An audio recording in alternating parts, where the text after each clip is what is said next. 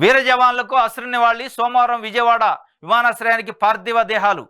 షుబాన్ ఖాన్కు salute చేసి నివాళులర్పించిన army సిబ్బంది, విమానాశ్రయంలో ఘన నివాళులర్పించిన గవర్నర్, ఏడీసీ, ఇతర అధికారులు. అనంతరం స్వగ్రామాలకు తరలింపు. నివాళులర్పించిన ప్రజాప్రతినిధులు, అధికారులు, ప్రజలు.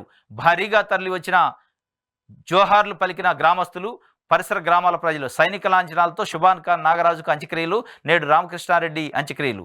అమరులైన జవాన్ల కుటుంబాలను ఆదుకోవాలి. ప్రభుత్వానికి మాజీ ముఖ్యమంత్రి వైఎస్ఆర్సీపీ అధ్యక్షుడు వైఎస్ జగన్ విజ్ఞప్తి. లడక్ ప్రమాదంలో జవాన్లు ప్రాణాలు కోల్పోవడంపై తీవ్ర దిగ్భ్రాంతి.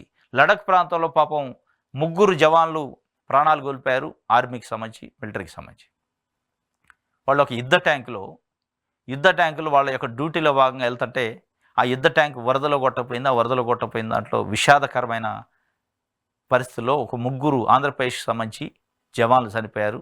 ఆ జవాన్లకు సంబంధించి పార్థివ దేహాలు నిన్న విజయవాడ అంతర్జాతీయ విమానాశ్రయానికి వచ్చినాయి. అంతర్జాతీయ టెర్మినల్ దగ్గర గవర్నర్కి సంబంధించిన ఏడీసీ ఆయన వచ్చి గవర్నర్ తరఫున నివాళులు అర్పించిండు. కొంతమంది ప్రజాప్రతినిధులు, కొంతమంది ఆ చుట్టుపక్కల కొన్ని వందల గ్రామాలకు సంబంధించి ప్రజలు వచ్చి వాళ్ళకి సానుభూతి నివాళులు అర్పించారు.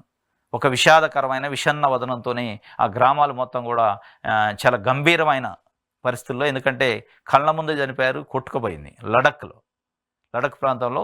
కాబట్టి వాళ్ళు దేశం కోసం సేవ చేయడానికి వస్తే దేశం కోసం వాళ్ళు ప్రాణాలను అర్పించారు. కాబట్టి వైఎస్ జగన్మోహన్ రెడ్డి మాజీ ముఖ్యమంత్రి గారు ఆయన ఒక విజ్ఞప్తి చేశారు ప్రభుత్వానికి. ప్రభుత్వం నుంచి వాళ్ళకి సాయం చేయాలి, దేశం కోసం వాళ్ళ ప్రాణాలు అర్పించారు కాబట్టి వాళ్ళ కుటుంబాలకి ప్రభుత్వం సాయం చేయాలని విజ్ఞప్తి చేశారు. చూడాలి ఏం చేస్తారు. ఇది ఒక వార్త ఈ జవాన్లకు సంబంధించి.